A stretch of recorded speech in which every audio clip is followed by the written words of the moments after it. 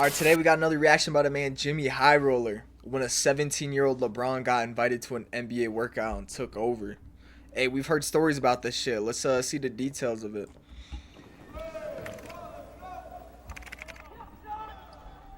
In the spring of 1995, the Philadelphia 76ers were getting word about a local high school player that was creating buzz around the city. A son of a former pro whose game already looked NBA ready before he even finished his junior season. 76ers head coach at the time, John Lucas, was so enamored by the kid that after watching him play just a single game, Lucas invited the kid to participate in a workout with the 76ers. At the workout, the kid did not disappoint. The 16-year-old phenom handing out buckets to 76ers rookie Jerry Stackhouse and showing that his game was NBA ready despite just finishing his junior season in high school. Soon enough, everyone knew about the high school kid and his infamous practice with an NBA team.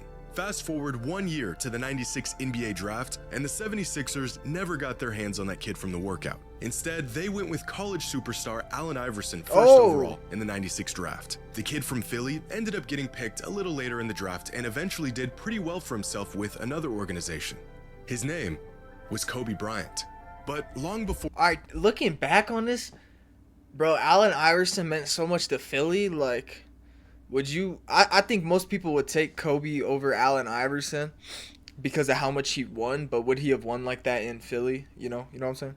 Or we knew his name. It was John Lucas who saw his potential and gave him the opportunity to prove his game against NBA talent. And John Lucas was known for this, sending out invites to scrimmages and workouts to up-and-coming players, high school kids looking to work on their game. But 7 years after his workout with Kobe, Lucas would invite another local high school player out to an NBA practice. An invite that would lead to a suspension, cost his team a hefty fine, but introduced them to the future of their organization long before he even wore an NBA jersey. The league has fined the Cleveland Cavaliers $150,000 and suspended head coach John Lucas for the first 2 games of next season. That after the team invited the nation's top high school player, LeBron James, to a workout last week under league. Bro, so looking back on this, hey, if John Lucas invited you to a fucking workout, bro, draft that man. He's gonna be a dog. Rules: teams cannot have contact with players who aren't eligible for the draft. James, a high school junior, won't be eligible until next year. Damn. The Cavs might not care, but I'm sure the Nuggets are smiling today as both teams now have a chance for gold in the NBA draft. Damn, Nuggets almost got LeBron James. But is the 18-year-old from Akron truly the savior? We have better players than him in his position already on our team, bro. I don't think you can really just bring a high school player in and really just think your team gonna really turn around like that. If he come, you know what I'm saying, he can just hop on our bandwagon and hopefully we can do something big. You've probably seen these clips before. Cavaliers players being asked what they thought about the idea of drafting a local ultra-hyped high school kid back in 2003. The Cavaliers hadn't even won the draft lottery yet. They had just wrapped up their worst season in 2 decades, and the players were clearly not trying to hear about some kid that was prophesized to be their savior. They were not buying the hype. But you see, the only thing is, they never needed to buy the hype, because they didn't just know about the up-and-coming superstar kid from Akron. They already played against him a year before these interviews even happened, where they found out what we would all soon know. LeBron was better than all of them. By 2002, LeBron was the clear-cut best NBA prospect in the world, regardless of age. And it wasn't just the early LeBron fanatics that thought he could go #1 overall in the NBA draft as a 17-year-old junior. Everyone did. LeBron would have been the #1 pick in last year's draft. That should give you an indication of what kind of talent he is. Most kids should not leave early. They're not prepared for it emotionally or from a maturity level physically, but this kid is. In fact, he was such a singularity as a prep star that he had already gained NBA status before he was ever in the NBA. After hearing the hype about a teenager dubbed the Chosen One, a prime Shaquille O'Neal took it upon himself to attend one of his games. And after seeing him play, had this to say about a 17-year-old LeBron. He's an all-around great player. He has it all, definitely. He's very athletic. He has a lot of poise. He can do almost everything. That same season, Allen Iverson, the reigning league MVP, had to see for himself if LeBron was as good as advertised. And not only was the hype very real, opponents were eager to bask in any moment where they even slightly got the best of him. On this particular night, high school star Maurice Rice sent LeBron to the floor with a crossover, and it damn near brought the— Why have I never seen that? What? Bro, he got dropped and he airballed high school though? Star Maurice Rice sent LeBron to the floor with a crossover, and it damn near brought the whole building down. Look at this. Airball. His teammate is literally jumping for joy, completely ignoring the jaw-dropping gap on the scoreboard and the atrocious shot that followed. But Allen Iverson knew better. That was AI, by He the saw way. what he needed to see. LeBron was everything. And no, I didn't mean Allen Iverson on the sideline. I meant AI. That shit was not real. He was rumored to be. But long before NBA superstars were going to his games, LeBron's skill set far exceeded anything high school had to offer. The only way for him to build onto his already NBA-ready game was to play NBA players. That's when Chris Dennis, a family advisor for LeBron at the time, accelerated his progress by taking every opportunity to get him into gyms with NBA guys, reaching out to coaches and scouts and accepting invites to pro runs, getting LeBron as much exposure as he could to the top basketball talent in the world. A plan that Chris put into motion when LeBron was just 15 years old. Damn. As LeBron got better, the invites came rolling in. In 2001, a 16-year-old LeBron was invited to a workout with a group of pros. Among those on the court that day included NBA players like Antoine Walker, Jerry Stackhouse, Michael Finley, and a rookie Ron Artest. When LeBron entered the gym that day, none of these guys knew his name. He was just another elite kid looking to get some runs in. By the time he left, everyone knew who LeBron was. Antoine Walker, Michael Finley, Jerry Stackhouse, you know, they was all up in the building. So he's coming into the gym.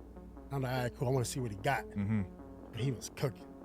Like, he was 15 or 16, posting, getting to the basket, and I'm like, this is going to be a huge issue. Right. You know? So you knew right away. Yeah, He could have went pro right then, honestly. Yeah, really? 100%. Quickly, the legend of LeBron James spread not just around households across the country, but in NBA locker rooms. More players wanted to see the kid in action for themselves. He showed up to more pro runs, and the results were always the same. The kid was already good enough to play in the NBA. That same year, LeBron was invited to a workout that included Penny Hardaway and Michael Jordan. Damn. 2 hours later, skeptics had turned into believers. I heard from an NBA source that this summer when he worked out with Michael Jordan that the two best players in the gym were Penny Hardaway and LeBron James. The description NBA That was old MJ though, right? Because they said it was like 2001. So that was when MJ was like way out of his prime, right? players were giving to a high school LeBron,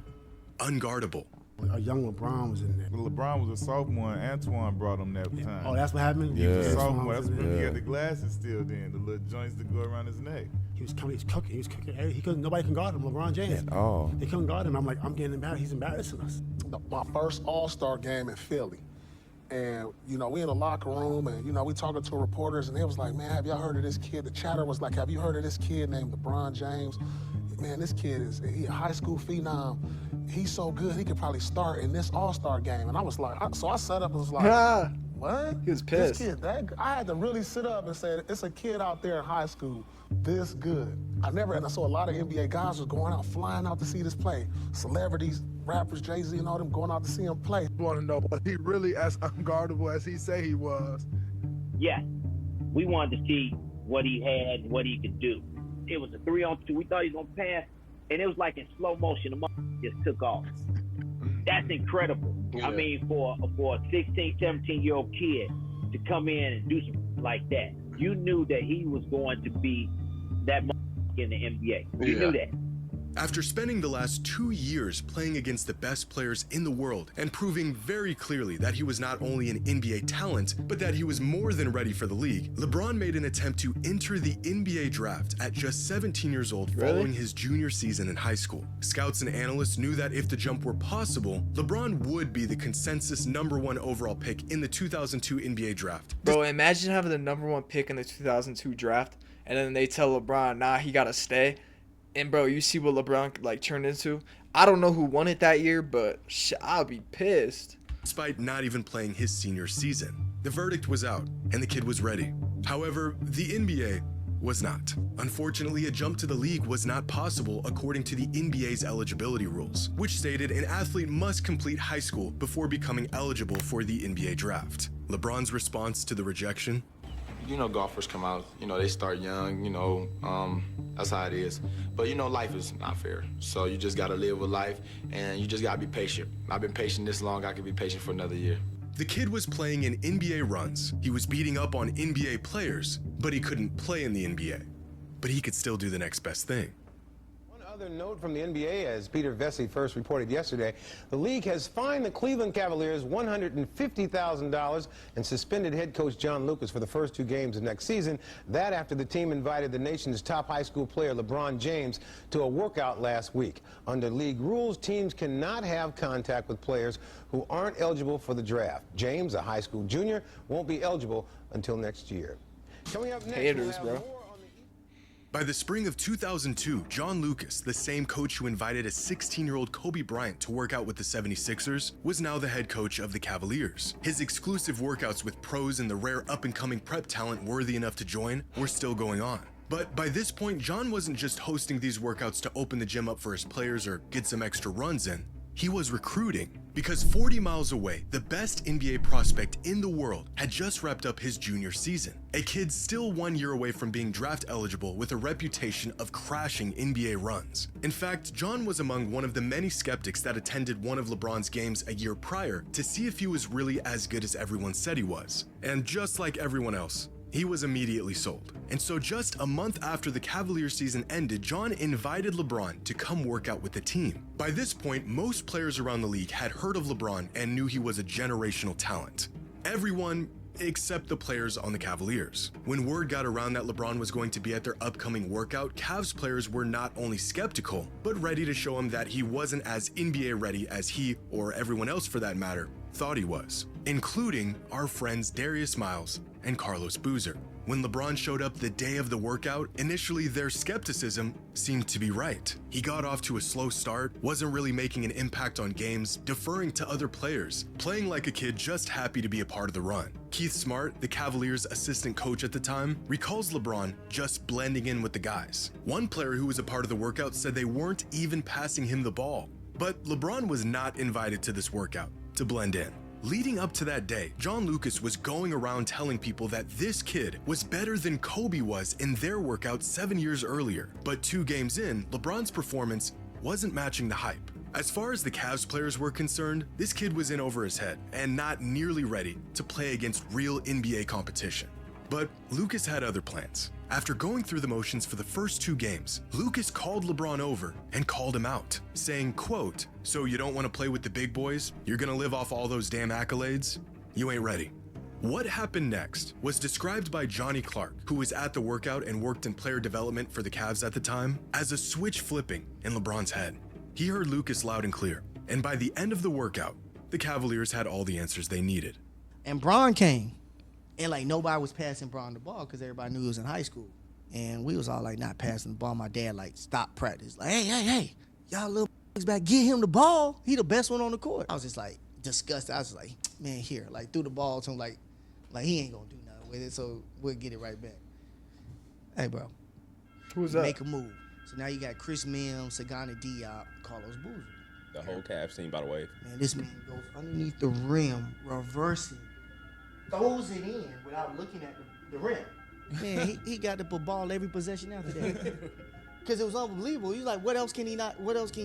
You know, we hear about LeBron. We saw him play a couple times in high school, and he looks terrific against the high school competition. So you're like, oh, he's going to be able to play and compete. We get him on campus to get him to practice. Right away, we knew that he was our best player. He passed the ball. He got by people. He wanted to draw on the defense and kick it. He made the game so much easier and so much fun to play with. Right away, we knew he was our best player. Wag was there. It was his rookie year. Dimbo Cole, Darius Miles. But when he jumped him outside the paint, it was Sagana, and it was either Chris Mims. No, it was Sagana, and Carlos Boozer went up to try to block it. So he jumped like this, like he was going to dunk it on one side. He went underneath the goal and dunked it back without touching the rim. Just threw it in and just kept running like it was nothing. The rest was history after that. After getting called out by John Lucas, LeBron proceeded to spend the rest of the workout walking down everyone in the gym, scoring, quote, all the points, making all the assists, and taking over the workout. As Johnny Clark put it, I'm glad I was here to see this because if I heard from someone telling me what he was doing, I wouldn't have believed them. In fact, every single Cavs player in the gym that day couldn't believe what they were witnessing. Former Cavs player Bryant Stith was so enamored by what he saw that day, he went home that night and called his high school coach to tell him he just saw the next NBA superstar. John Lucas III, son of the Cavaliers coach, and yes, this John Lucas was a college player at the time and was also in attendance that day, and after the workout, made some calls of his own. Turns out, the Kobe comps were true. By the time everyone left the workout that day, there was no more doubt. They all realized the stories, the rumors, the Sports Illustrated cover. It was all true. LeBron was the chosen one, and he proved it. Which gives a whole new perspective on these interviews. All of these guys had already played against LeBron a year before these interviews took place. They saw him, they went toe-to-toe against him, and they were blown away by how good he was. Carlos Boozer's comment about having better players at his position already on their roster is specifically odd because back in 2001, John Lucas himself said LeBron may have been better than the Cavs starting guard the first time he ever even saw him play, when he was just 16 years old. But you don't have to take my word for it. You can hear the words right from the mouth of our old friend, Darius Miles himself. Before the interview, before John Lucas told him about LeBron, and before their infamous workout. What do you say about the hype? Like Carlos Boozer, you heard his comments in the media. Yeah. And a lot of people saying that, you know, they had guys better than him. At the time, it was. Yeah. Like, that's not a... Like, they... You know the media, bro. They'll take a statement from you and they'll make it out of something like the stuff that I said. If they really broke down the whole interview and seen every word it said, I was actually taking up for him. I used to call back to the crib and I used to tell my homeboys, I was like, bro, it's this dude in high school, bro. He might be the best high school player ever because I seen him throw it between his legs in the game. I'm like, shit, he might be the best high school player ever. Them boys like, nah, folks. Nah. It can't. No, it can't. No, it ain't. He ain't better than you. I'm like, bro, I'm watching this dude. This dude is going through one. And it's looking effortless. East. And I'm arguing with my homeboys about him being better than me. And I'm calling them about him. Turns out, they knew all along. LeBron was not only as good as advertised, he was better. And that kid from Akron that crashed their workout in the spring of 2002 was in fact going to immediately turn their whole franchise around. Hey, shout out Jimmy High Roller with this video. This shit was actually like inspirational. Cause I fuck with Braun. This is crazy to like see all this. That was some weirdo hating activity, saying we got better players than them stuff. No, they was probably mad because they knew he was coming for that job, but hey, I feel them. I wouldn't hate on no LeBron though, he the GOAT. But hey, with that being said, we is out of here.